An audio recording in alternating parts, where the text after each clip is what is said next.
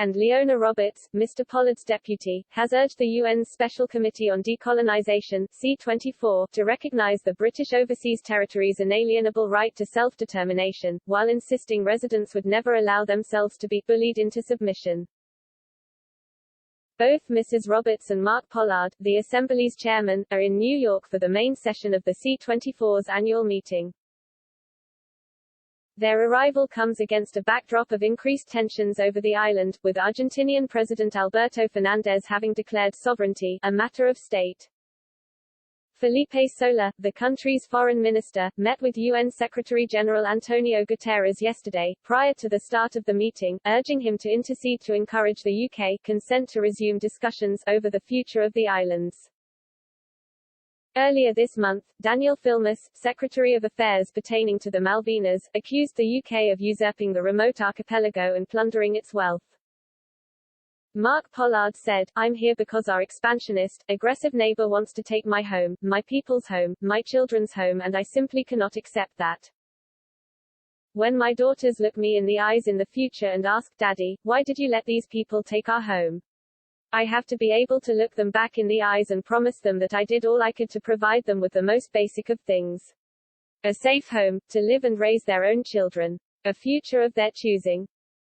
Our neighbors aim not to empower our territory to reach a post-colonial status that is acceptable to us.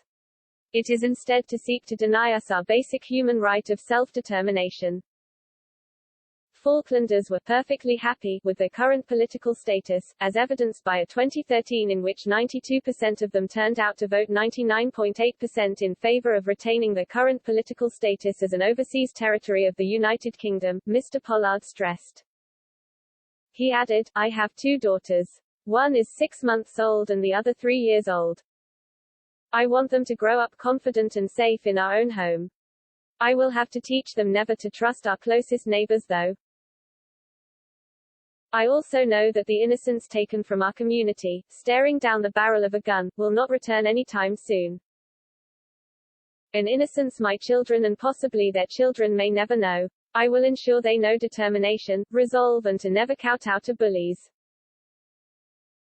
I will teach them that although we are small in number, we can be confident and must always speak out against tyranny." Mr. Pollard, who told the committee his ancestors John and Esther Smith arrived in the Falklands 172 years ago, said, "In case you are wondering why have I laid out my ancestors' story, my story and described my children's likely story? It is because our neighbors, that outnumbered us by 16,000 to 1 still want to take my home away from me, our people's home from us, and my children's home away from them. They have never shown remorse for their actions, instead they brazenly stand here before the world claiming to have been treated unjustly themselves." He added, "The only people who can solve the question of the Falkland Islands, are the people of the Falkland Islands and we see no problem with our current political status. If the international community would support our basic human right to determine our own future then it will have fixed the question of the Falkland Islands." Mrs. Roberts, like Mr. Pollard, a sixth-generation Falklander, told the committee, "Since the 1940s the government of Argentina has put forward changing narratives, history distorted to suit its goal of assuming control of my country. They have created a mythology around the Falkland Islands, and this dangerous practice continues today. With no indigenous peoples, we are a young country. Our cultural identity is British in many respects, but draws on a range of influences and is quite distinct. We are our own people, Falkland Islanders, Kelpers, and deeply proud to be so. Argentina's refusal to acknowledge 2 centuries of natural settlement is abhorrent, particularly coming from a nation that is itself built on European migration and, tragically, the largely successful decimation of its indigenous people." Referring to the invasion, she added, "I was 10 years old in 1982. I remember all too well the terror of invasion night, huddled under upturned furniture and a kitchen table, as shells and bullets flew around our house." The islands were eventually liberated after a 3-month war which claimed almost 1,000 lives, but Mrs. Roberts stressed that almost 40 years later, islanders were still looking over their shoulders.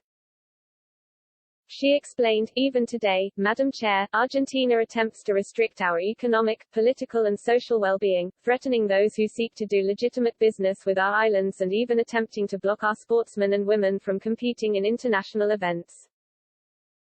It is unerringly the Falklands which behaves responsibly and with decency, even toward those who would do us ill. The modern Falklands is not a colonial enclave. We are economically self-sufficient and are internally self-governing. Please be clear when you hear the Argentine delegation speak of a peaceful, negotiated settlement. What they seek is nothing less than the commandeering of my home against the clearly stated wish of my people. Falkland Islanders do not wish to be incorporated by Argentina. We do not wish to be a colony of Argentina, and we will not be bullied into submission.